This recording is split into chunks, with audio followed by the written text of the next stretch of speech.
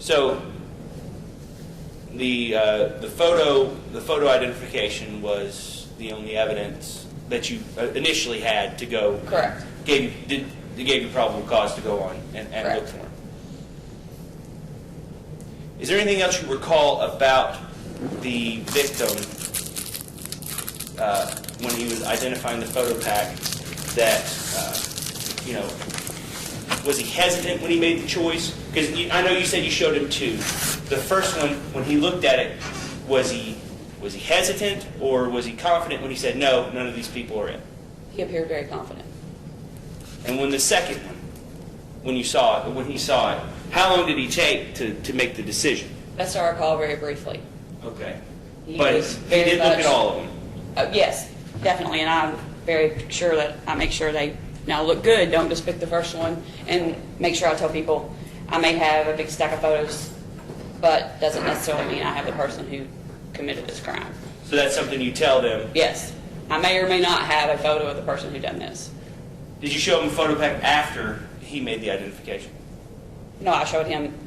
I stopped when he picked the person out who committed the crime, or he thought committed the crime. Okay. I have no further questions at this time, Your Honor.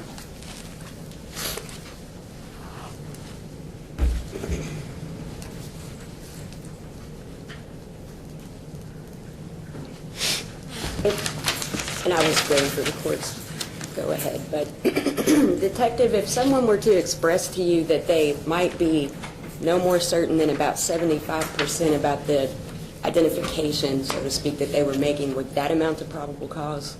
In my opinion, yes, especially Okay. from a black and white photo.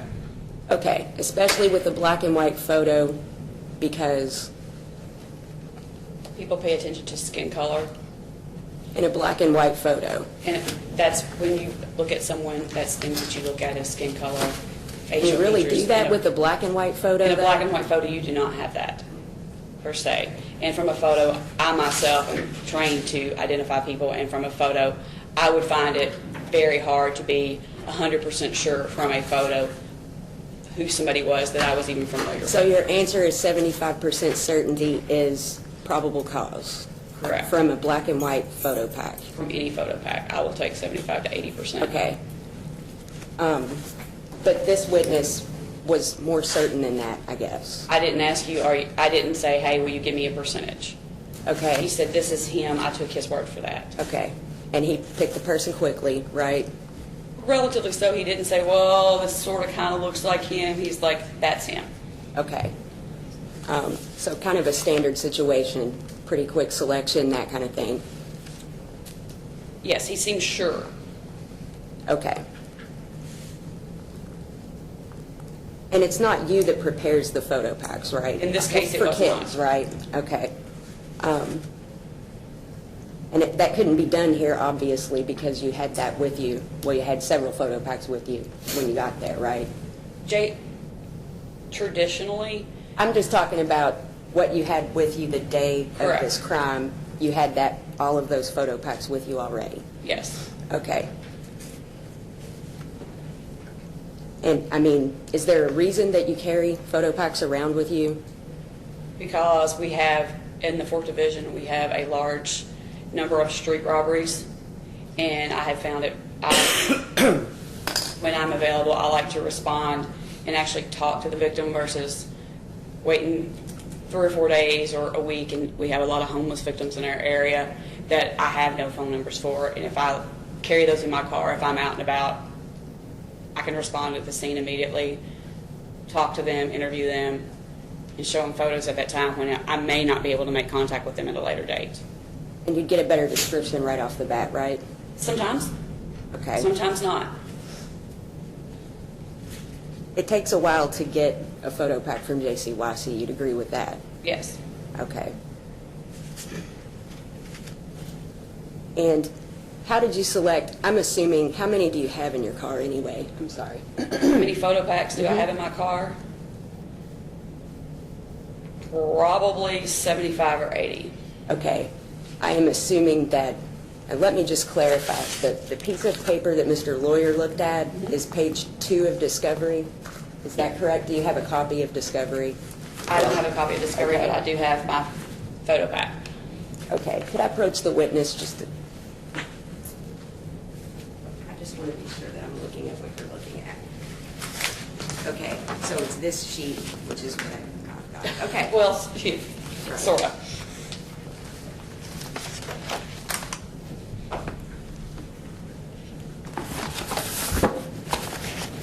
Are all of the photo packs that you keep in your car of children or other adults or... Or both. Okay. And again, if you've got 75 of them in your car, how would you have gone about selecting which ones you showed to this victim at the scene? Based on a description a person tells me. Okay. And, I mean, again, what was the description? Blackmail, we know that much. The description that I recall on his, he said something about a short fro.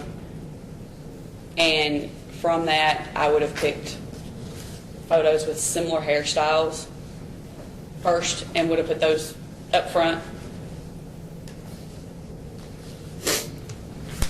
And that's They were blackmail, short lightweight. fro? Was that the description, or? I can read you the identical description, which I did not write. That was Officer Bailey. So her perception and mine would have probably varied. 5'8", 160, approximately 17. That's what she wrote on her original report.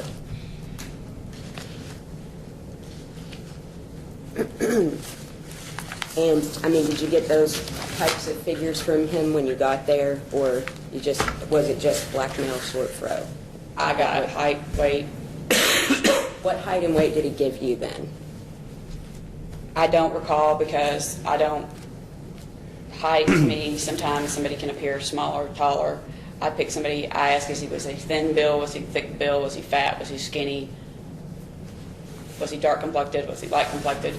Did he give you any of those types of characteristics? Yes. Or, okay, so besides short fro and blackmail, what else? I believe he said muscular was another. Okay. You do try to make sure that people, just 1 second. I'll come back to that. So muscular, short fro, blackmail, is that about everything? Yes. Okay. I usually ask scars, tattoos. I'm assuming that was a no, or, okay. And I'm assuming as well, with regard to the photo packs you keep in your vehicle, at least 1 out of every 6 people in those has had dealings with law enforcement previously, right? I mean, or they wouldn't have found themselves in there. That's how I obtained the photos. Okay.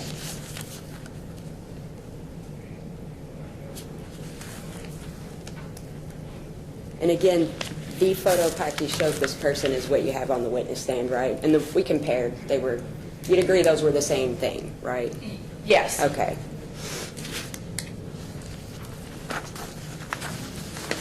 Do you know if my client was in any of your 75 photo packs more than once? I know the photo that I showed, the photo packs that I showed him, he was only in 1. He looked at 2 photo packs. He was only observed 1 time. Okay. He was only observed 1 time? You mean? That's the one. He was not in the other photo pack 3 times. He was not in the other photo pack at all. He was in this photo pack right here. Of the 12 pictures he saw, you're saying He was there one time was in out of there 12. 1 time. Okay. Do you know if any of the people in these 75 photo packs repeat in any other one? And some of the ones that, yes, I'm sure a lot of our fillers possibly do. I know, like, if I requested a photo pack of Mr. Lockhart, and then I showed this photo pack as well, that would mean twice, but I have to very carefully screen through my photo packs and make sure I don't show somebody the same photo twice. Okay. And, I mean, to your knowledge, is my client in there more than once of the ones that you've got? The ones I have now and the ones I had at this current time would greatly differ.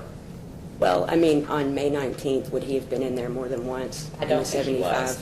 I'm sorry? I do not think he was. But are you sure about that? I mean... To the best of my knowledge, he was not in any of my photo packs more than one time in May. Okay. Don't think so. It is possible that he was, though. But he wasn't showed. The victim wasn't. He Okay. was in my car, so If the victim saw more than two, there's I a would not have shown possibility. him the same. I would not have shown a victim a photo of someone twice if I could help it. If you could help it. I would try my best to look at every single photo before I showed it to him and pick those out and make sure I didn't show somebody the same filler photo twice. Okay. How long would you say you spoke with Mr. Lawyer when you got there before you even brought up pictures or anything? I briefly, 15 minutes or less. Okay. And I guess after you got this description from him, that's when you started to select some stuff from your Correct. car? Okay. And at the time that you guys were talking, there were still officers looking for the person that had actually robbed Correct. him, right? And how shaken up would you say Mr. Lawyer was? He obviously was shaken up, but he wasn't. He seemed confident to me. He wasn't crying, acting silly or goofy or. Okay, so you felt confident in what he was telling you? Correct. Okay. And what exactly did he say when he selected my client? I can't repeat you verbatim what he said. He relayed to me that he was sure that this was the person who robbed him. Okay. And I guess at the scene anyway, percentages never came up at all? You know, I don't think so on this one. If somebody's, well, sort of, kind of, a lot of times I'll tell, I'll say, hey, percentages. I don't think on this one it did.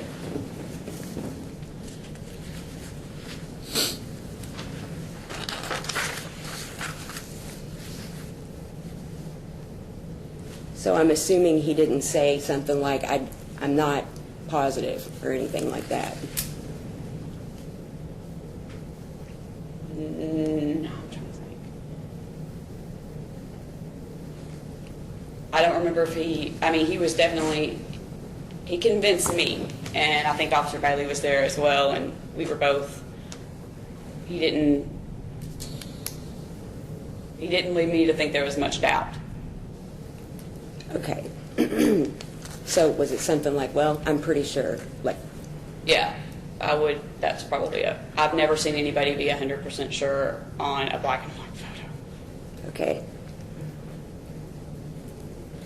I myself would not be 100% sure from a black and white photo.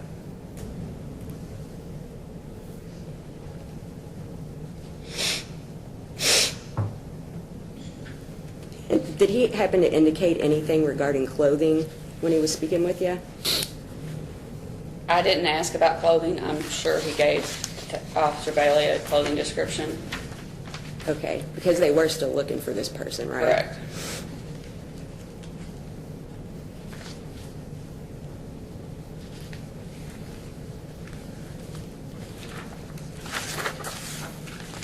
Do you recall what clothing the person had on? Who had on? The suspect.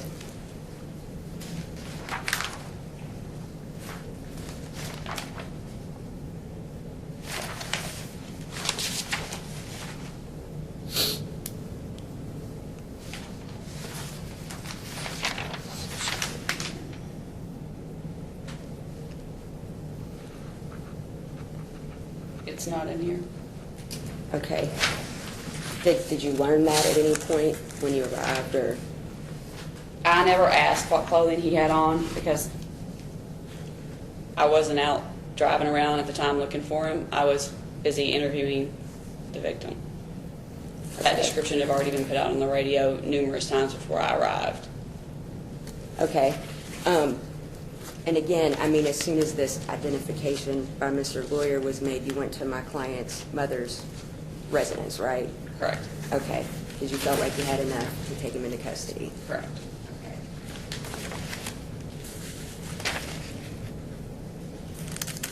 you investigated another robbery first at this same location, didn't you? Yes, I have previously. Okay, and just to be clear, this robbery that my client's charged with was on May the 19th, right? Yep, And the one, 12 o'clock. the other one that we're discussing happened on May the 20th, is that Your Honor, right? we're here, I'm going to object to relevance. I mean, we're not here to talk about other robberies with other defendants. We're only here to talk about what happened in this case. That's what the suppression motion's about. I'm given a little bit of latitude, Judge. I think that I can establish it goes to credibility, and credibility goes to this entire issue. The other robbery happened on the 20th, correct? Yeah, that sounds about right. Okay. The individual responsible for that has been charged. Correct. And Montez Wade, who we're Correct. talking about, okay? He actually even admitted being at the scene on the 20th. Yes. Okay. To you, right? Yes. You were the lead on that case. Myself, and there's other robberies that, on another division. But you're the lead on this one, right? Correct. Okay.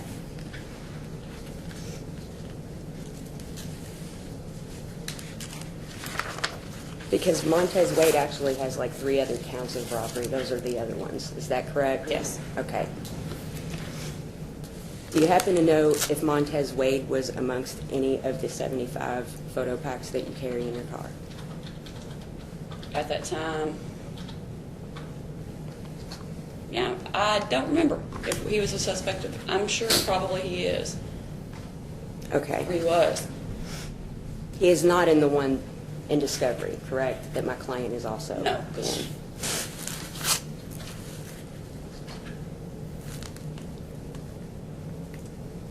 Okay.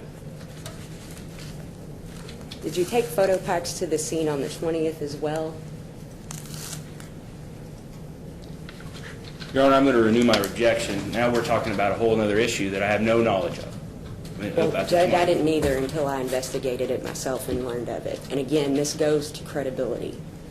Well, and it goes to credibility if we go to trial on it. Not necessarily it's relevant for suppression issue. What we're trying to determine is based on Beecham versus Commonwealth and Atkins, we're dealing with the Biggers test. Based on that, we're trying to determine whether her first initial photo pack was unduly suggestive, and if so, we don't think it is, but if so, there's a second prong. Not what happened on another date with a case that I'm not assigned to, that I've never heard of, and a questioner on this. This is, it wouldn't even be relevant, I think, in trial, but it's definitely not relevant now. Again, it goes to credibility, and that is because credibility goes to whether the police procedures were unduly suggestive. The fact that there was another situation 24 hours later at the same location, again, Judge, if I'm given a little bit of latitude, I think the court will see where I'm going with this. But Okay, I'll let you do. do you recall if you took any photo packs to the scene on the 20th? In the parking lot on Preston, I didn't even respond to the parking lot on Preston. I was in juvenile court at the time. Okay. Did you at any point show the person from the 20th who got robbed any photo packs or anything? I did after a suspect had been developed by other officers. Okay.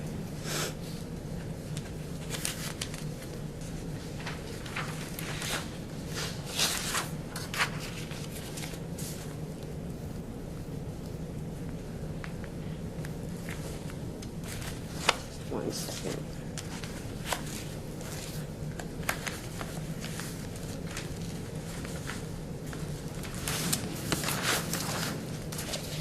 And just to be clear, the only evidence against my client in this case involves this identification that was made at the scene on the 19th, right?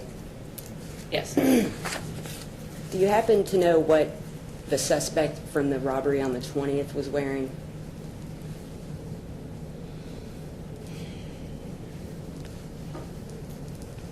Which time? I'm talking about the robbery on the 20th. Do you recall what the suspect was wearing? No.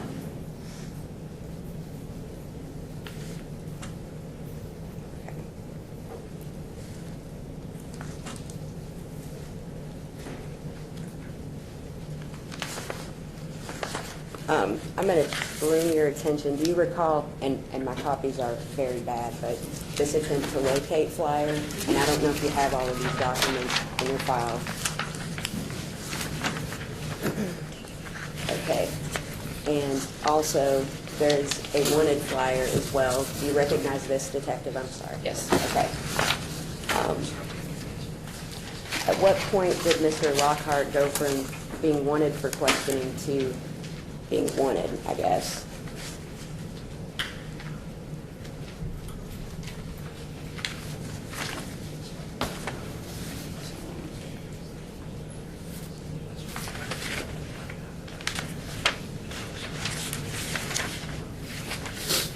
I think he didn't, best I recall, he didn't show up in juvenile court. Okay. Was that After I filled out the, I'd call it an arrest slip. They call it a juvenile petition. I'd called down there after the original date, he didn't show up. How quickly did that date come up after the crime happened? Any idea? No. Okay. He didn't live where, I guess there was documentation that he lived, right? At his mother's apartment. Okay. I'm assuming that was his last known address. Is that? His mother did provide us with, I believe, a grandparent that he was staying with, and officers did respond. They were trying to find him, and were unsuccessful in that. Okay. It wasn't because any additional evidence was gathered against him, right? That he No. went from an attempt to locate. Okay. Because by the time you were attempting to locate him, Montez Wade had already been charged with the other robbery. Is that correct? I put the juvenile petition in on 5/21/09. And Mr. Wade was arrested on 5/21/09, wasn't he? I don't have that case file in front of me, so Okay. if that's what the records say, then he probably was arrested on 5/21. Okay. You'd agree that if there was a documentation of that, that would have been Correct. his arrest date? Okay. Did you consider going back and trying to determine if maybe this wasn't an accurate identification? No, because Mr. Wade and Mr. Lockhart do not look similar. Mr. Wade is much taller and has a very pronounced tattoo on his neck. Okay. And it's big. Okay. And they just don't look anything alike, do they? I don't think they look very similar. No, their height's off. The tattoo would be a big thing. It would be shocking if their descriptions were the same from the 19th to the 20th then, I guess. On height, weight, and lack of a tattoo, yes. And the tattoo is something that you definitely would notice.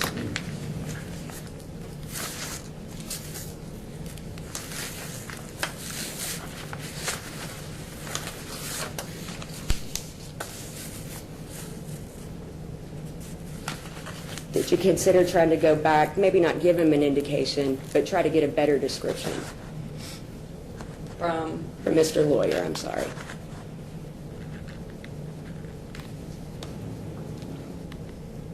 I interviewed Mr. Wade, and Mr. Wade was relatively forthcoming with the robberies that he had committed, and at no Did time... you go back to Mr. Lawyer and ask for a more specific description?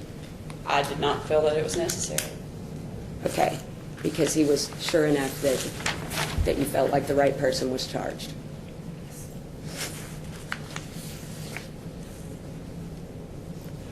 But it is your practice to go back and do that, isn't it?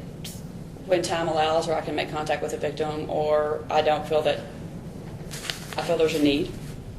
Okay. I talk to victims numerous times And how many times have you spoken with Mr. Lawyer?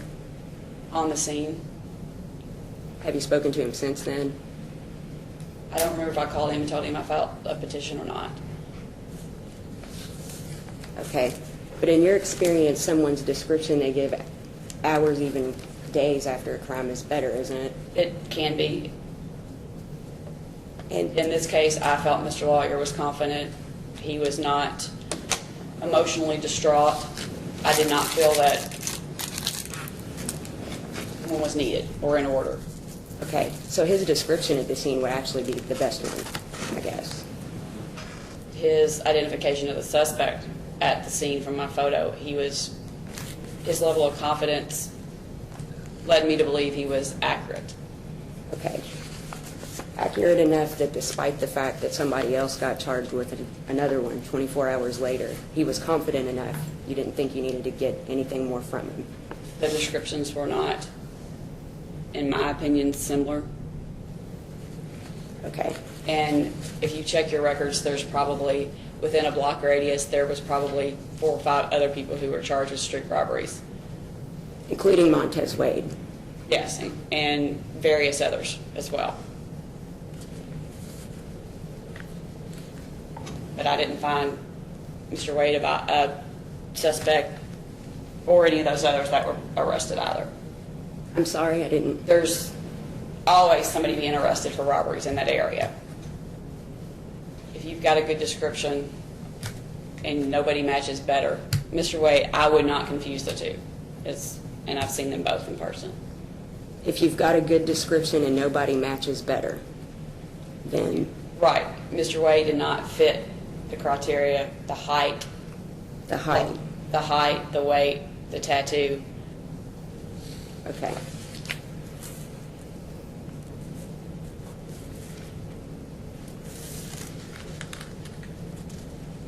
Did you pull the 911 on either of these robberies after the fact, or, okay.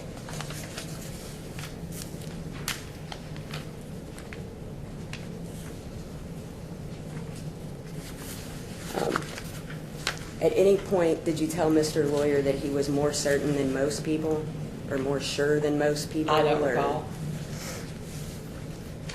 Is that possible? It's, yeah, possible. Okay. And I know I asked you earlier if the people that would be, at least one of each 6 people in the Photopacks in your vehicle, one of them would have had to have had something with law enforcement in terms of they're in there for a reason, they're a target for a reason. Is that right? I mean, you wouldn't have them generated if you weren't seeing if someone would identify one of the 6 people. Or they could be filler. Okay. Well, I mean, not all 6 are ever going to be a filler, right? Correct. Okay. And do you recall referring to them as frequent flyers? I have called my frequent flyer pack in my car, yes. Or the usual suspects? No, not something. Frequent flyers I do use occasionally. Do you say that to your victims ever, or? They're usually just other officers.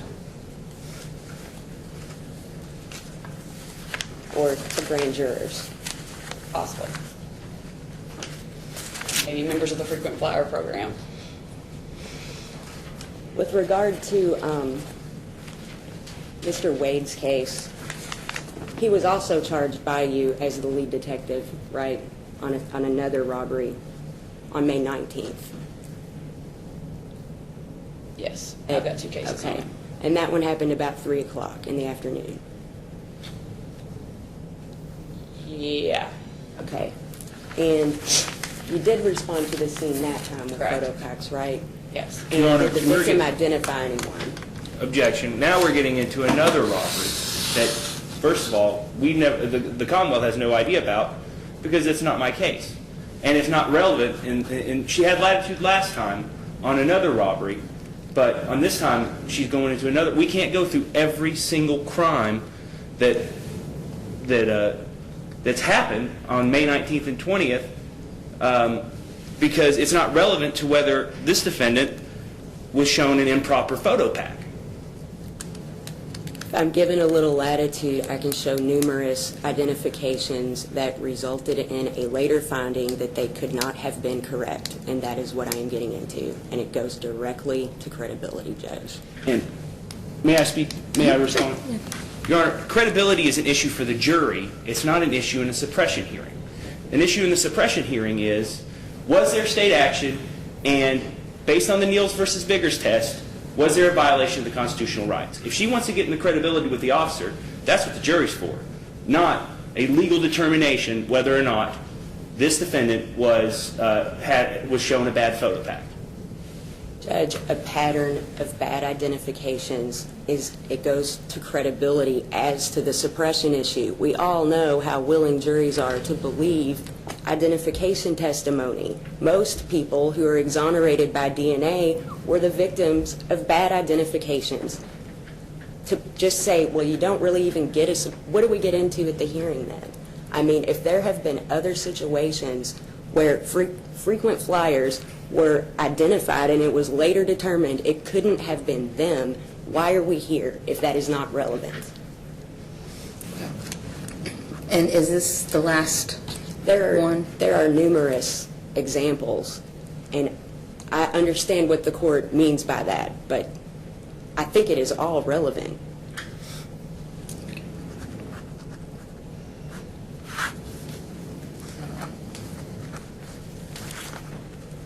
I'll let you go ahead and we'll talk about this one, but I think then after that I will sustain the Commonwealth's objection. As to the May 19th robbery, that was on South Hancock, was it not? Yes. Okay. And you did go to the scene with some photo packs, right? Did the victim make an identification? Yes. Okay. And who did the victim identify? I don't recall. Okay. Was it Montez Wade? No. Okay. And he actually confessed to that robbery, right? Correct. Okay. The victim at the scene identified someone who was not the person that confessed, is that right? Correct. The person that he did identify, or the victim identified, actually was incarcerated when that happened, is that right? I think so.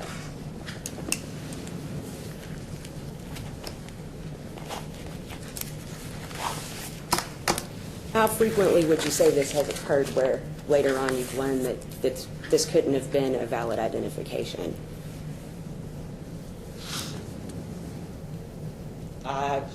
Frequency on a percentage, I'd say maybe 5%. Okay. Because you've done thousands of... Of photo packs. I've showed hundreds of photo packs. I've made thousands. It occurs occasionally. Okay. I wouldn't say it's overly frequent. Okay. There have been other situations, though, where the suspect was incarcerated that had been identified. Correct. Okay. Would you say that's happened maybe 5 times, 10? I can think of twice that it's happened to me. Okay. Just twice?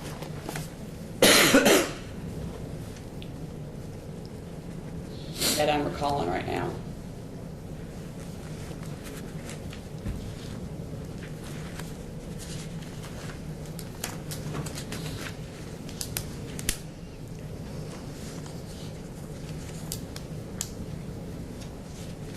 Two different defendants. Do you recall the name of Perry Sullivan? Yes. Okay. He was charged with robbery first, right? Correct. Your Honor, again, we're getting into another robbery that has nothing to do with whether on this case, this defendant, or this detective showed the victim in this case, which was not the victim in any other case, and a bad photo pack. Now we're getting a completely different area. She's had plenty of latitude. Okay, I agree.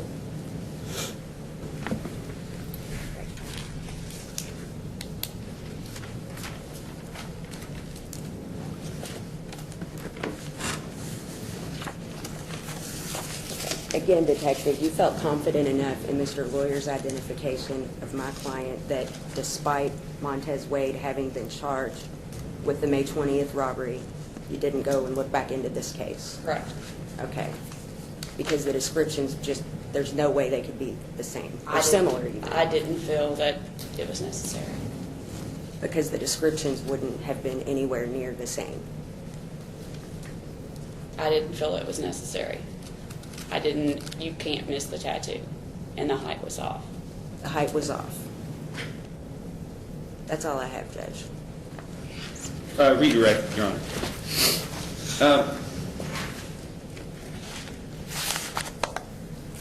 Now, speaking about Mr. Wade briefly, as I said, I don't know anything about Mr. Wade's case.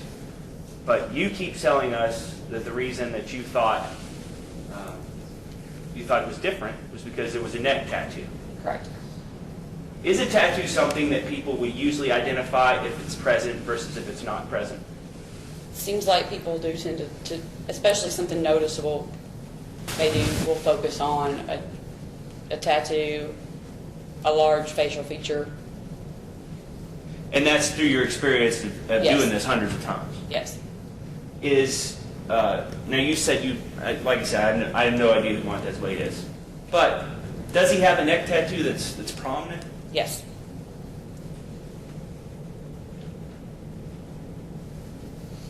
And did Mr. Lawyer, the victim in this case, did he ever make any mention of any tattoos No, at I all? specifically asked him that question. You did specifically Yes. ask him, and he said no. Correct. He did not say he saw a tattoo. And the percentages, at the time you didn't ask about percentages, right? I don't think so. Okay.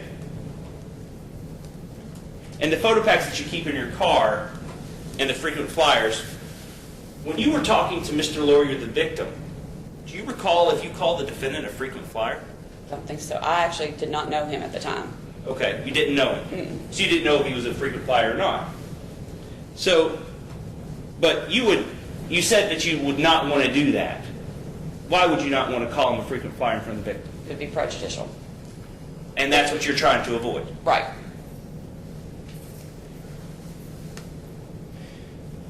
And there was mention of crimes in the area that occurred on the 19th and 20th.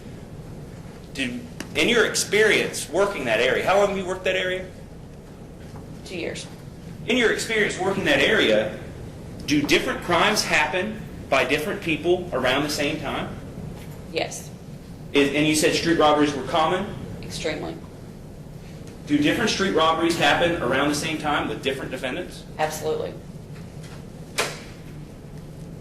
But in this case, which is what we're focusing on, this defendant didn't have a neck tattoo, and you didn't put a neck tattoo in your Photopack Correct. because the victim said there was no neck tattoo.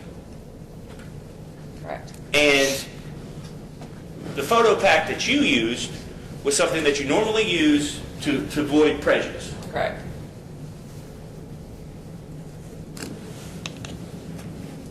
Finally, you said something about, you said something, you were asked on cross-examination that people give the best descriptions a few days later. And I just want to clarify that. You told me that it could be a day, it just depends. Could you explain that for us? It depends on the person. Okay. I see people when I respond to a shooting or in some cases a robbery where some people can't stop crying. Mm-hmm. I had one lady the other day who wouldn't get off the pavement and stop pounding the pavement. That would not be somebody I would want to show a photo pack to on the scene. Mr. Lawyer, on the other hand, he very confident, very well spoken. And based on your 14 years of experience, did you think it was and you said you said you were confident that it was a good identification? Correct. No further questions. Did you ask Mr. Lawyer specifically if there was a large neck tattoo on the person? I asked if he noticed any tattoos. Okay. He said no. Correct. Did the victim at the May the 20th robbery, was he asked if the person had tattoos? Yes. Okay. Well, you're talking about the one on Preston. Yes. I did not make that ID. I was brought in after the fact. They had already, through another source, they had already established who the suspect was from a witness. I don't know what he was asked. I showed him a photo pack with our suspect in it. Okay. And the witness was actually the clerk at that store that watched him Correct. walk That was- out. And, That okay. knew Montez. Right. She even knew his mother and where his mother lived at. Nothing further, Judge. No further questions, Your Honor. Done, thank you, Nick.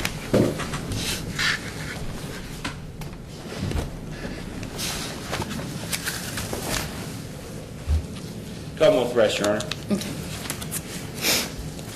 And Judge, I would call Becky Ellingsworth. He should be outside. I'd ask, Your Honor, what Ms. Ellingsworth is called for, because if she's called as an expert, the Commonwealth has an She's objection not, to that. Judge. Okay. Okay.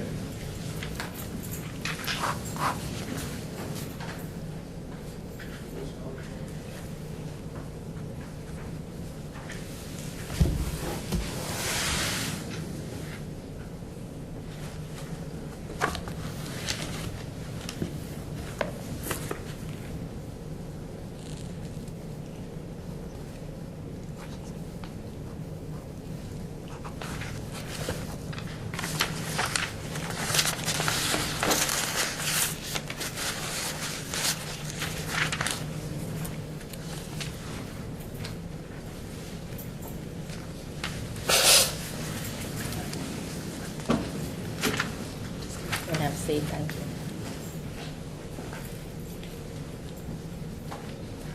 Would you raise your right hand? Would you swear from tell the truth, the whole truth, and nothing but the truth? Have a seat, please. Could you state your name for the record? Becky Ellingsworth, Okay. And where are you employed? at your law office. Okay. Do you recall an investigative request by myself? First of all, what do you do at I'm my an office? investigator. Okay. Do you recall a request by myself regarding the case involving Eric Lockhart? Yes, And did you interview anyone as a result of that investigation? yes, I did. Your Honor, I'd like to renew my objection. She was not on the scene when this occurred. She didn't have anything to do with the Photopack. And any type of credibility issues would go for the jury. It wouldn't go to whether or not, on that particular date, at that particular time, whether or not a legal determination was made, whether there's a good Photopack identification or not. She has nothing to do with that at all. She's irrelevant, and she's irrelevant based on that.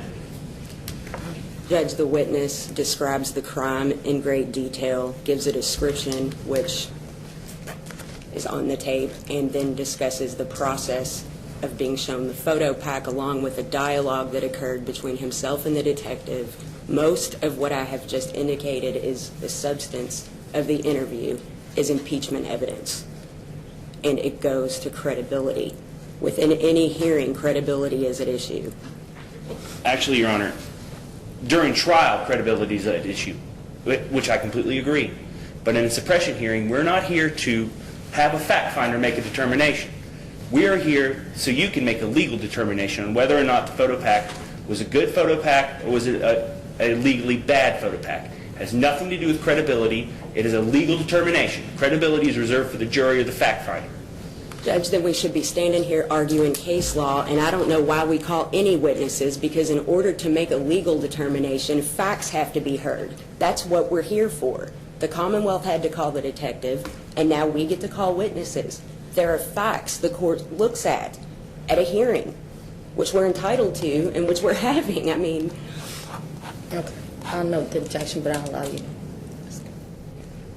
Ms. Ellingsworth, did you tape the interview that you had with Mr. Lawyer? Yes, I did. Okay. Do you have that with you today? Yes. Okay. Could you play it for the court?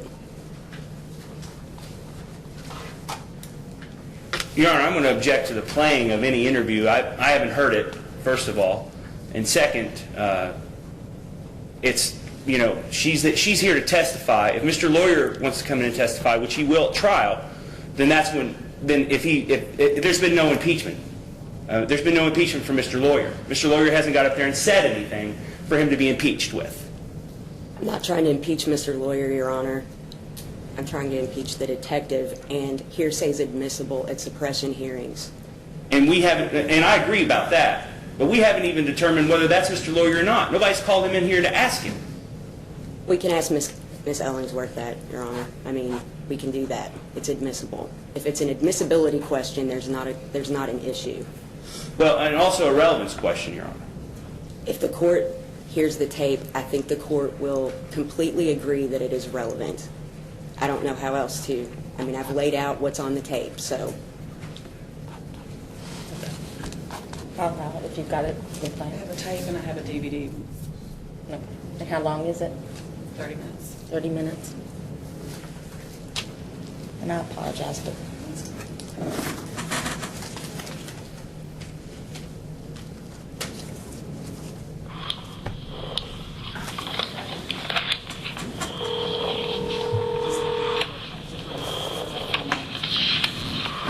Hello? Hi, may I speak to Andrew, please? Yes, ma'am. Oh my gosh, Andrew, this is Becky Ellingsworth with the Public Defender's Office. Yay! We finally got in touch.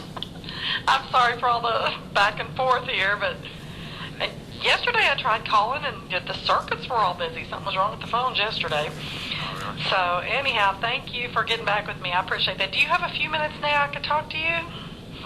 Okay, this is about our office is representing Eric Lee Lockhart, and I'm an investigator with the Public Defender's Office, so I've been asked to talk to you and see if you'd mind just talking to me, kind of tell me about what happened as far as this incident.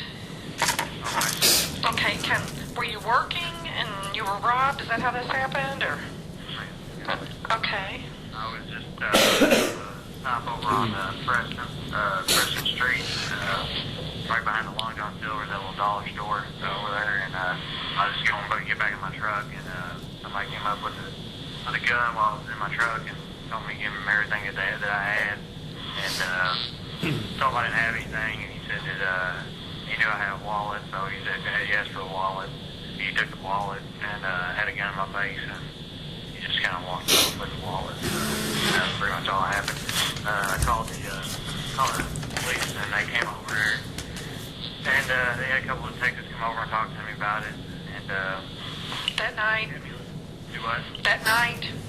That same, yeah, just probably half an hour later. They just came into the parking lot and talked to me. They were still kind of canvassing the area for somebody, and she just asked me to describe them, and I was trying to describe them. The detective asked you?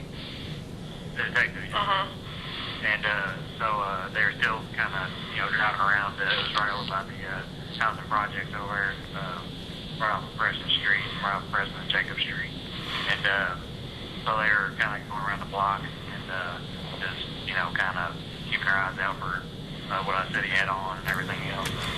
And they said they didn't find him or whatever, so he had some pictures over there. He had me just kind of go through some pictures and ask if anybody looked familiar to the guy or anything else. And so I went through some pictures, and I pointed at somebody who had a whole lot of similarities that the guy had. Same kind of hair, same kind of facial structure and everything else. He asked me how sure I was it was him, and I said, I didn't give her a real high percentage. I said maybe, 70%, 75%. I was like, looks a whole lot like him, but, I'm not going to say 100% it's definitely him. She said okay, and they kind of, I think a couple of other police officers that were there kind of went another round around the block and came back and said they still hadn't found nothing, or found anybody. And they just took my information down. After that, I didn't hear anything. I didn't even know they arrested anybody for it. They never called me back to, do a lineup or say, we arrested this guy. Could you come and take a look at him, make sure the guy did it? They really didn't, tell me anything, and I didn't know anything about it until I got the subpoena in the mail from the prosecutor just, 2 or 3 weeks ago. And I called them back as soon as I got that because I was trying to figure out what it was all about. Anything else about it. They said they had my home phone number. I guess that's what I gave them, but my home phone number didn't have an answering machine on it. So if I went home, I was never going to get their calls. So they supposedly had called me, but I never got it. So I didn't know anything about it until I just got the subpoena in the mail a couple weeks ago, and that's when called the prosecutor, talked to him, and he asked me about how sure I was that it was still a guy. And to be honest with you, I don't know if it is or not, because like I said, when I talked to the detective, he said those pictures were black and white, and they said that they might be, 2, 3, 4 years old, some of the pictures, and so, that's the only thing I really had to go on as far as, anything. It's just, a bad picture taken, maybe 3 or 4 years ago, And I told the prosecutor, I was like, well, I said, I pretty much tried to forget about it because I never heard anything else back about it, I just figured it was, one of those things that, happened and up over, So I tried to forget about it, and then he, said that they had this guy, and I was like, I don't know if it's him or not because, I've never seen another photo or anything else. And I tried to tell him that, if he could, somehow get either a lineup for the guy or, a color photo so I could take a look at it. I could probably look him or you all or anybody if it was him, or tell him it's not, then, then save you all a lot of time, save everybody a lot of time and effort. Because I've just never, nobody's ever contacted me about coming in, actually identifying their position. Oh, okay, so you asked them if you could get a color photo or a lineup or something to be a little bit more sure or to see. And he kept asking me, to put a percentage on how much I still thought was him, and I told him, maybe 75%, somewhere in there. But, that's based on 3 months ago on a picture that was maybe 3 or 4 years old, and, I feel like I would remember if I saw him on a up-to-date photo, or something. If I think if I saw him or something, I could be able to tell somebody, yes, it's definitely him, or yes, it's not him. And I don't want somebody who's innocent to go to prison. And so, if he didn't do it, then, I don't want you all and the prosecutor, we're busy enough with everything else, so I don't want to be up all y'all's time. If, y'all got other things to do too, and, that's why I wanted to get, at least, want to know for sure, hey, this is the guy, so everybody can move forward with that, or not. Right. And so you've never met with anybody again? You weren't given the opportunity to kind of see a different picture? It's just that first time? No, that's what I said. I don't, I don't even know if it's the actual same guy that I pointed to or not, on those pictures. I'm assuming it is, but, nobody's ever told me one way or another if it was definitely that guy. I'm sure, police, I would have thought went through and, probably just asking some questions, but I don't think they were the rest of them just for, me pointing to or anything. I hope not, but, but yeah, I just, I don't have any, until I see another picture of the guy or something, I don't, right.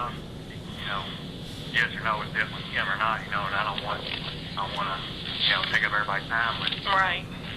Yeah, I mean, they keep asking you what percentage you're sure, and you explain that, you'd like to see a colored picture or at least, a lineup or something to be sure. I see. Okay, so before the identification procedure, like after you were robbed and called the police, once they arrived from that point on, like how many cops responded at first? There was a uniform, at least one uniform, might have been 2 uniforms, and then one detective came over. So it was, I think I went through 2 uniform and then one detective, I think. Okay. One of them came over and took all my information, and then contacted the detective, and then she had a partner or something that drove around the block, kind of do some activity or whatnot, I guess. Okay, so the detective that came to talk to you, was it a woman? The detective was just man. The detective and the first police officer that got there was a woman, and I think there was another man that was there also. And so did you call 911 from your cell phone? Yes, ma'am. Okay. And you gave them a description of the person as far as what he was wearing? Do you remember what kind of clothes or what your description was? I told him, I think he had a black pants, like black jeans on, a white shirt. It wasn't, didn't have any screen print. This is just what I'm trying to remember from 3 months ago. Right. But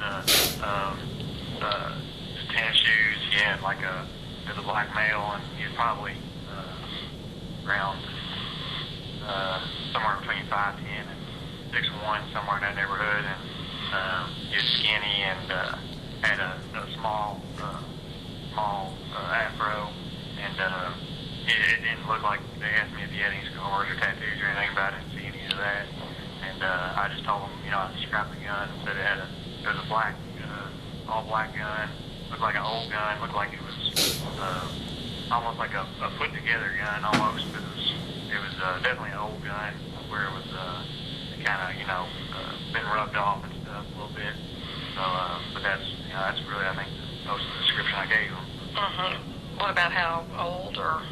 He was younger. He was probably somewhere between 18 and 23, I would think. Okay. Good. And about how, you said about 5'10" or 6'1". What about weight? You said skinny, but... Yeah, he's probably, I would say, 160 to 180, somewhere in the neighborhood, maybe. Okay. And so when you told the officer the description, were they writing those description down, or? Yes. Was it? Description, and then she relayed that to the other officer. Okay, now who did you tell that to? The uniformed officer that took the report? Yes, ma'am. And she relayed that to the other officer that was looking for the person? Okay. And as far as did she call the other officer by radio or in person, or like you said, she relayed the information? Radioed it to him because he was driving around the block, and then she went back to her car and called the detective to come over, and she took another description. The detective did, just asked if I remembered anything that I didn't tell the first officer or anything like that, and just kind of went over the description again. Okay, so when the detective got there, she asked you to go over it again and kind of, if you remembered anything that you didn't tell the first person. Yes, ma'am. Okay. And so how long did you speak to her as far as the detective? Like when she got the description, like did you talk to her for a while? Were you still there in the parking lot, or? Yeah, we were still in the parking lot. It was maybe 30 minutes. It wasn't very long. The second, you mean the detective or the first initial officer? The detective. Okay. The first initial officer was maybe 10 or 15 minutes because it was, I think I was in the parking lot for maybe an hour Okay. total. So, And what about the pictures? When did that take place? And within that 30 minutes? parking lot, yes, ma'am, the parking lot. How long had you talked to her before the pictures were brought out? Probably, the detective probably 15 or 20 minutes, and she had a whole bunch of them in her car that pulled out, and was just asking me if any of them looked familiar or looked similar to the robber. Okay. And how many were you shown? Do you remember? How many photos? Mm-hmm. Yeah. It was, You said she had a whole bunch of them.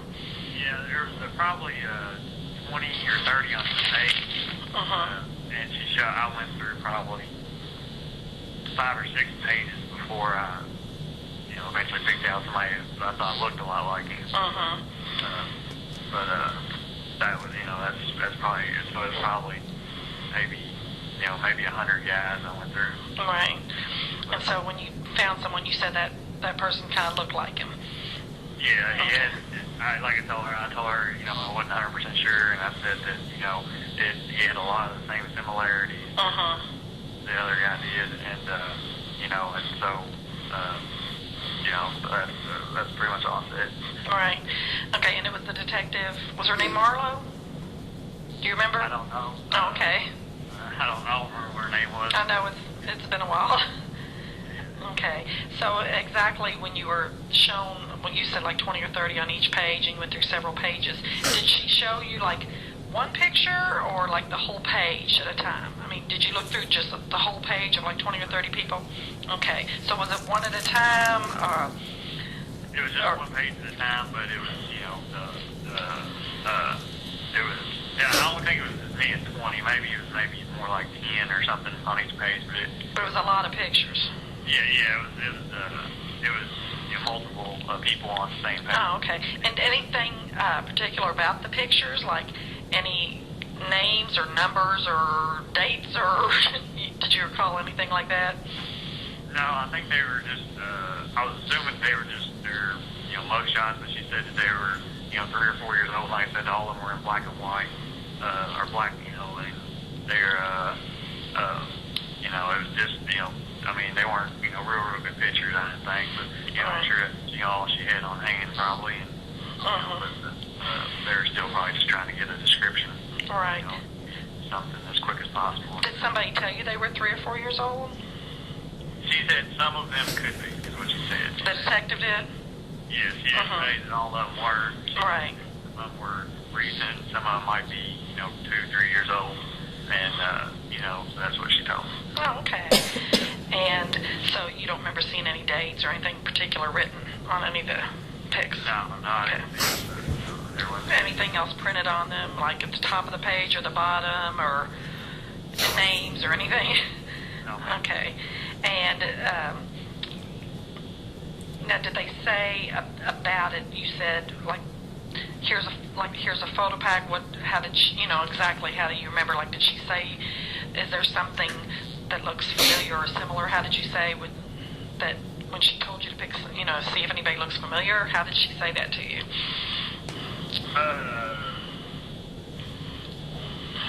Hard for me to remember 3 months back. I know.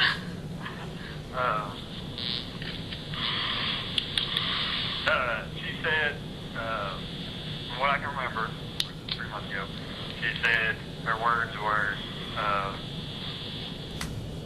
see, look through his pictures, see if there's anybody that looks familiar or resembles the assailant or whatever,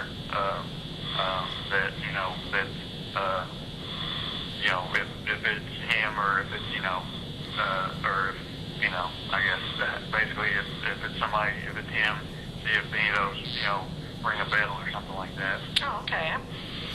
And did you say anything while you were looking at the pictures? Like, did you point out other pictures or say anything until you found the one, or did you just look through them and not say anything? No, I think she asked me, she said, do any of these, guys look familiar or something after each page? Or she asked me, how dark was he or how light was he compared to this guy? And she was just trying to get trying to get a full description, I guess, of how dark skinned or light skinned he was, how high up his hair was, or how he had facial hair or whatnot. And so she was just trying to ask me questions as I went through there. All right. So as you were looking through the pages, thumbing through all of them, she would say, compared to this guy, was his hair higher up, or was his skin darker than this, that type of thing? Yes, ma'am. Okay. And so, did you have them one at a time, one page, or did she give you a whole stack to look through? She would just hand me one page at a time. Yes, ma'am. And did she have them all with her, or was she getting more out of her car at the time? Like as you looked through them? She'd give me, I guess she had, like a small stack of them, and then we go through. Oh, okay. And I guess she had some more. I don't know if she had any more in the car or not. Oh, okay. Or she went back to the car. But I mean, it's not like she went in and picked more out, as you said his hair was different, or that she already had them all right there with her. Yeah. Okay. And so, when you talked about how sure you were, did she ask you a percentage, or if you were certain, or if you're not sure, or was that before you made the selection or after? It was after I made it. She said, well, how sure are you, or are you sure that this is him, or whatnot? And I said, well, I gave her a percentage, I think I said 70% or something like that. And she said, well, that's a lot higher percent than a lot of people give. Okay, that's what she told you? Yes, ma'am. Okay. And did she ever say anything else about him other than just that's a higher than most people give? Anything else about the person in particular? No, she didn't relay any information about who it was or anything about anything else. I think after that she got on the TV or the dispatch or whatever and called. I don't know what she said after that, because I think I was talking to another officer at the time.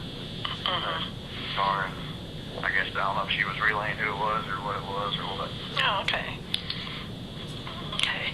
So, and since then, you said you spoke to the prosecutor about this, Yes, and I got the subpoena in the mail. I called him to see what it was all about. okay. On that. And I just told him, he was just asking me questions about how sure I was it was still him and all this other stuff. And I was like, well, I gave the percentage and, the best of my knowledge, but I'd still like to see, a more recent photo or color photo or something. Or, Right. And you told him at that time something like maybe 50 to 65%, but I'd still like to see, either a lineup or a colored photo or a more recent photo. You told him all that in the same conversation? Yes. Okay. And so when you were working, where were you working? Like when you were robbed? You were delivering something or? Yes, ma'am. I'm a truck driver for Coca-Cola. And, Oh, okay. That real small dollar store, Smoketown dollar store over there right behind the Long John Silver's on Preston Street. Okay. I was in the parking lot. Had you already made your delivery? Yes, ma'am. Okay. I'll just get back to the truck. Yeah, it's my last one. Okay, so was it a vehicle, like a work vehicle? Yeah, it was a tractor trailer. Tractor trailer? And I was up in the cab, and I was writing my time window down. And usually I shut the door, but for some reason that day I didn't shut the door. And I was leaning back and shut the door, and he was standing there with the gun and sitting there staring at me. So. Oh, now does it sit kind of high off the ground? Yes, ma'am. Okay. And where exactly, like, was it parked right in the front, or do you park like in the back when you got a big truck like that? But for whatever reason that day I parked in the parking lot, and I was in the parking lot. Okay, any particular place in the parking lot, or like which direction were you facing? I don't know if you remember that or not, but. I was facing away from the building towards, I'm trying to think what the street is right there. I don't think it's Jacob, but it's going out of the parking lot, but not on the Preston, but the other. I was facing away from the building that I was delivering to, basically. But, Okay. I can't remember what the street is. They can cut through that back way. If it's Jacob or not. Okay. And so, how long had you been there? Did you just get back in there and you were doing your paperwork, or had you been in there for a while? Yeah, I just crawled into the cab and just leaned over to the passenger seat, right on my itinerary. Oh, okay. That's when he must have ran up right behind me. You didn't see anybody before that? I mean, I saw something out of the corner of my eye, but I didn't pay any attention to it because, I was, doing what I was doing, right. And so I seen him out of the corner of my eye, but yeah, he must have just, came right up on me after I got into the cab. Right, but nobody, it didn't mean anything to you if you saw someone in the corner of the eye. You just really didn't notice anybody prior to him approaching you. You didn't feel uneasy or anything, obviously, I guess, if you left your door open, right? No. Okay. And what way, like, what direction did they approach you?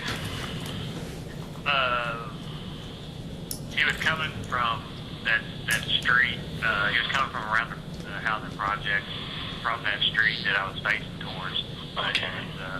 he was coming from, there's like a little alley that goes behind the dumpster right there, and he was coming from that way. And, Okay, so he walked. car parked over there whenever I was there, but by the time the police got there, the car was gone, but I don't know if that had anything to do with it or not. I thought that they saw him. I saw something happen, but by the time the police arrived, they were gone. So, but he didn't get in the car. He walked back through the rest of the housing project. Oh, okay. So after it happened, that's when he walked back towards the projects, through the projects? Okay. And so you didn't notice if he came up behind or up the side, or he was just all of a sudden there, right? Yeah, he was, I saw him in the corner of my eye. I think he was coming from around the front of, off that street, but like I said, I can't think of what street it is, but, probably came from around that front, of the housing project there. But, he was, basically in the parking lot whenever I was getting into the truck, I think. So he was coming from the parking lot. I don't know if he was just standing around or walking towards the street, or just, waiting around for somebody or what. Okay. And so from the point you first saw him, that's when you already had the gun out then? That's when you realized that you had a gun on you from the first moment you saw him then? Was he standing right up on you, or a little bit of a distance, or just on the ground right underneath your door, or right there? Yeah, he was still on the ground, and he just had the gun up towards my face, and he was just standing on the ground. He didn't get up on the steps or anything. Oh, okay. so until that point, you just didn't realize anything until he was right there and didn't get up on the steps. He was just right underneath, like where the door's open, you look down and you see him. Yeah. And so what exactly did he say? Do you remember that? He said, give me all you got. I told him I didn't have anything. He said, give me your wallet. I know you got your wallet on you because I've seen it or something. Uh-huh. I guess he saw it multiple times by back of my pants, I guess. Right. Okay. And you said the gun was an older looking gun. Yeah. And did you get a pretty good look at the gun, or? It was decent, but his hand was covering up a lot of it. Your Honor. So I didn't, Now we're getting past anything dealing with Photopack I suggestiveness. didn't, it didn't look like a... Commonwealth did that on direct with the detective judge. How long did he have to view the person? When Things you're like familiar that with at the guns, very beginning. Well, I mean, fairly. But that's Right, okay. And did he have any kind of, like, mask or any kind of thing covering up his face or anything? Okay, so he just stood right there and said that, and then I know you got your wallet, and then you handed him the wallet. So after you did that, what did the guy do? Did he run, or did he walk, or did he... He dropped the wallet, actually, and then he picked it up and mumbled something. I didn't hear what he mumbled, and then... Right there by your truck, or as he was walking off? Yeah, and then he just kept walking. He just walked right through the project. He didn't run or anything. He just walked right back through the project. I don't know if he took out the money and threw the wallet away, or because there was a dumpster right there. And I should have checked the dumpster that day, but I totally forgot about it. Oh, okay. The wallet and everything was in there, but All right, how much money was in there? $10 maybe. 10, okay. And so, I mean, the whole incident, I mean, how would you say, like, from start to finish, how long did the whole thing take? I mean, from the moment you first saw the person who had the gun and until the person left? I mean, was it just a matter of... Maybe 2-3 minutes. Okay. Maybe not even that long. It might have been about a minute and a half or something. Uh-huh. It's pretty quick. Right. Long enough for you. Okay. And, okay, so the prosecutor, no one else has contacted you about looking at pictures again? And when did you talk to the prosecutor? When you said when you got the subpoena, like how long ago was that when you asked him? As soon as I got the subpoena, I think I got the subpoena like a Friday. And so I called him back, I think the next time I got a chance when I got off work at Eastbound. It was like Tuesday or Wednesday, probably the next Tuesday or Wednesday. So it's probably, I think it's been maybe a week and a half, maybe 2 weeks. I got a talk letter saying that y'all wanted to talk to me also. Right. Okay. Later. And they haven't been back in touch with you or anything to show you another picture? No, he said he was going to turn everything into the public defenders or into people taking care of the case. I guess he was going to turn my interview on the phone with him and everything over to y'all, I guess. He was going to see, go from there, I guess. Okay, but he didn't say anything offer about another picture or lineup or anything, what you asked him? He said that he'd see what he can do on that, but he said that I guess he wanted to talk to y'all or something. I don't know what he was wanting to do before he had to call me back to set anything up anyway. So Right. that he'd get that information over to y'all and he'd try to. Okay. Okay, well, so from when this first happened, like, and you called the police, how long of a time had passed, like from the time the robbery happened until you actually picked out an ID? I mean, it was all that same night, correct? Yeah, it was all maybe, it happened in the middle of the day at about 12:30. Okay, so... We're at 12:30 in the middle of the day, and probably by 1:45, 2 o'clock, I was heading to my last stop. Oh, okay, so after this happened, the police were called, you talked to the police and the detectives and gave them the description and everything, and then the police detective had the Photopacks with her, and that from the time you looked through them all and were able to pick someone similar, that was already, so that was over like 1:45, 2 o'clock then? So it was all over then. Okay. Well, I really do appreciate you explaining everything to me, Andrew. I really want to thank you so much for your time. So the address that I had for you, is that your home address or your work address? My home address. Okay, that was the correct address? Okay. Well, I certainly do appreciate you going through everything with me. So thanks once again for your time. I appreciate your help. Okay. Do you know anything? Are you all going to talk to the prosecutor or anything? Well, I'm an investigator. I'm not an attorney. His attorney works at my office. So, you're right. He's represented by a public defender, and she works at my office. And so I'm just the investigator assigned to the case. So just trying to talk to, find out from you what happened. So I really appreciate your help. Thank you. So, Hopefully I'm in help. okay, well, thanks. I'm glad we finally got a hold of each other. So thanks for all your patience. Okay, bye-bye. I have nothing further, Judge. Well, the From the this two witness. 911 calls.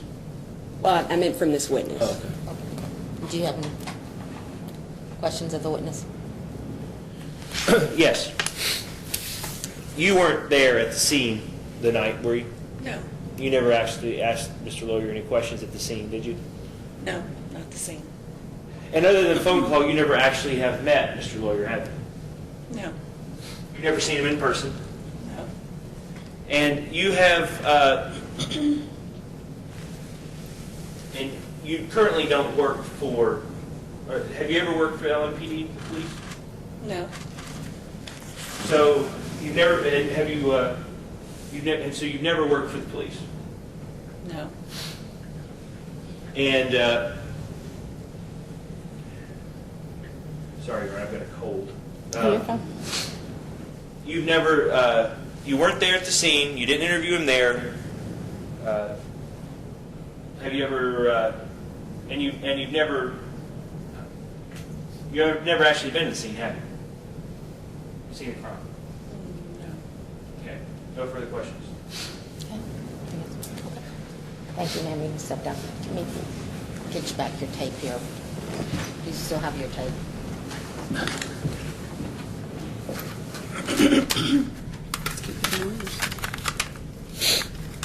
Taking medicine? My contact's wearing off, that's what I wanted to get it. Okay, I say no. Everything.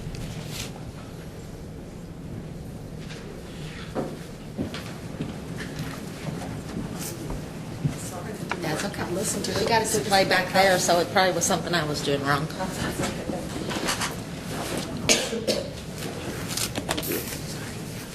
And I know I've already stated that I intended to introduce these two 911 calls, Judge. The first would be the one from May the 19th, that being the one my client's charged with. As I said earlier, I don't know if we were on the record, that's why I'm kind of repeating.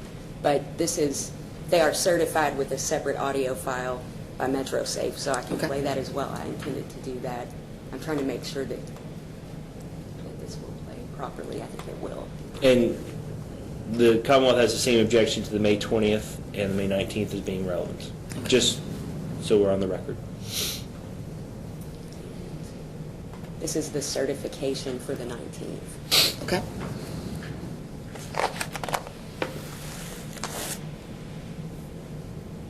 I hope.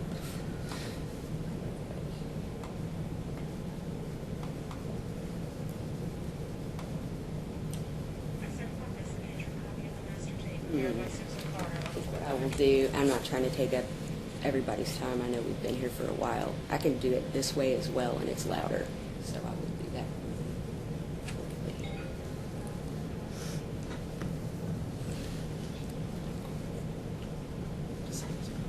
I apologize. I thought that was louder than it was, and I'm trying to make sure that everybody can hear it. Get yours. That's cool.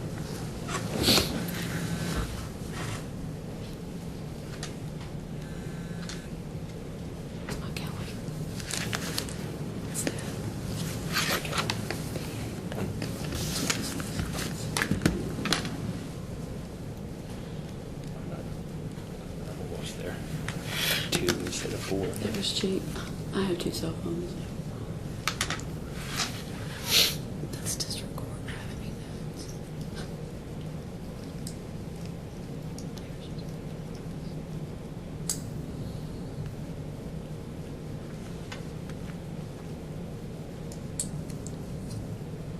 I've made be stuck using this because I can't tell the names of the files, and I'm not trying to confuse anybody as to which is which. So I will just start over from here. I That's believe fine. the calls are louder than the certification, so. I certify this to be a true copy of the master tape prepared by Susan Carter of Louisville Mutual Safety Communications. The date on the tape is May 19, 2009. The time 12:05 and 29 seconds. Via call received on 9:03. A copy of the tape will follow. I certify this to be a true copy of the This is the actual call, Judge. It's the May 19th call? Yes, it is.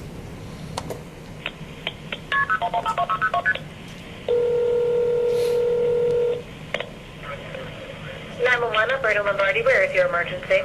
I just got robbed at gunpoint. Where are you? It's the $super discount over here on Preston Street, 755 South Preston. 755 South Preston? Yeah, there's a black male, about 6 foot. Hold on one second, I'm going to get that information from you in just a moment. Okay. Super dollar discount, and the store got robbed? No, it was just me. I'm a Coca-Cola driver, and I was crawling in the back into my truck to get back to go and make another delivery, and he came up with a gun. Okay. He told me to do everything, yeah. Okay, what's your phone number? My board phone number is 905 1681. What's your name? Andrew, lawyer.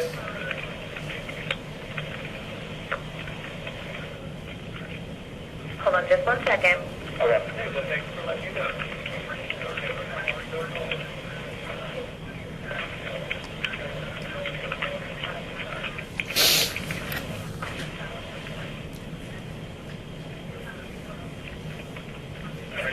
Okay.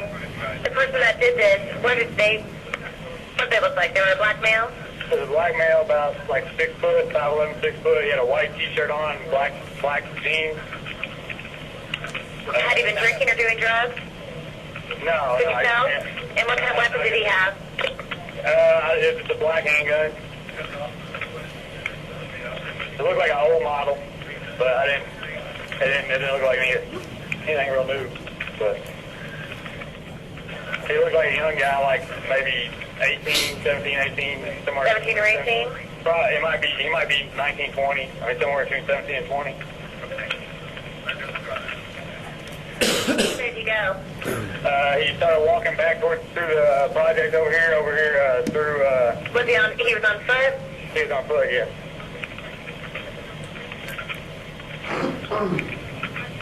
And the projects are behind that location? Behind where you are now? Yeah. And he started walking back towards Jacob Street. Back, I guess it'd be north, I guess. EMS can cancel the West Market. What street was he on? I was in the parking lot, super dollar discount. Okay, so he wasn't on the street.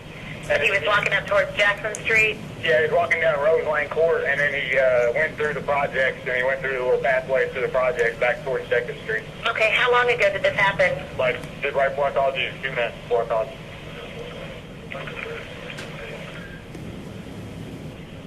Okay, are you hurt at all? No. Okay. Are you going to be waiting in your truck or in the store? I'll be in my truck. And it's a Coca-Cola truck? Yes, ma'am.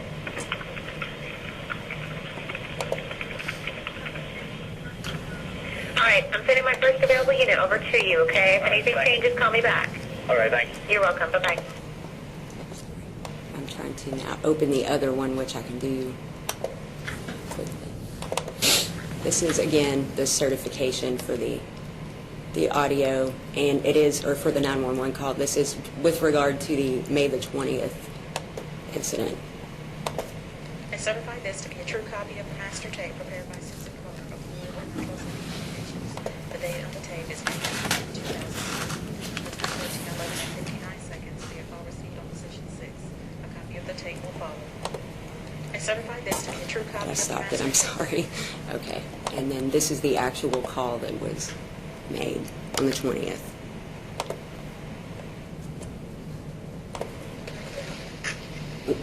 That's 911 operator Elmore. Where's your emergency?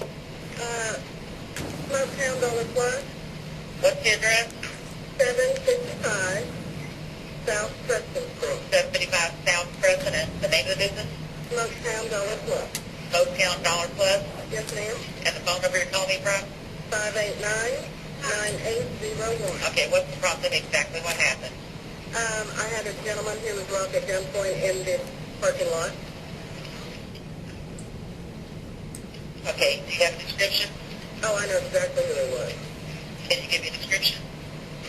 Black male,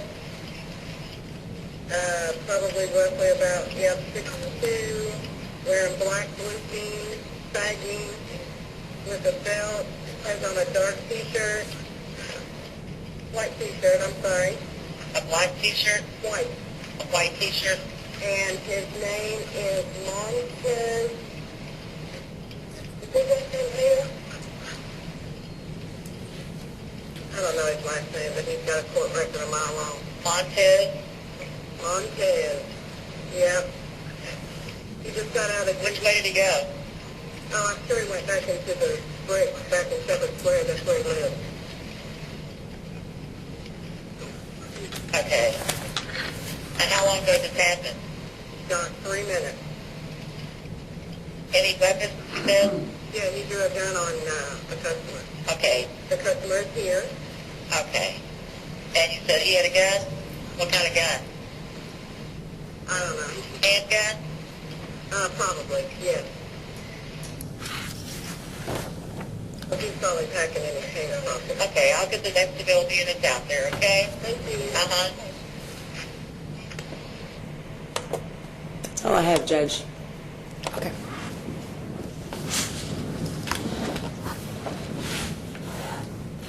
And from what y'all were saying before, y'all want to brief the issue? I do, yes. And I'll provide copies of, I can provide copies of these calls as well. I don't mind doing that at all. It's pretty easy to do. But Can you email it to me? I can do that. Any way you want to work it out is fine. All right. I think our other briefs are due January 1st, Your Honor. We can make these due January 1st too, that's fine. I'm trying to, probably it needs to be no later than that with our trial date, which is the 19th, so that's fine. That's fine. Y'all want to do it simultaneously, just Sure, for the first? that's fine. Sounds good. Do y'all want any further pre-trial before them? I don't know of the need for one at this point. I don't know what the Commonwealth might think about that, but Okay. Yeah, just so if you need one, you'll let us know. Yeah. Okay. All right. Thanks, Judge. Thank you all. Sorry for the sniffles there. I that's just, not about. my contact ran out, so.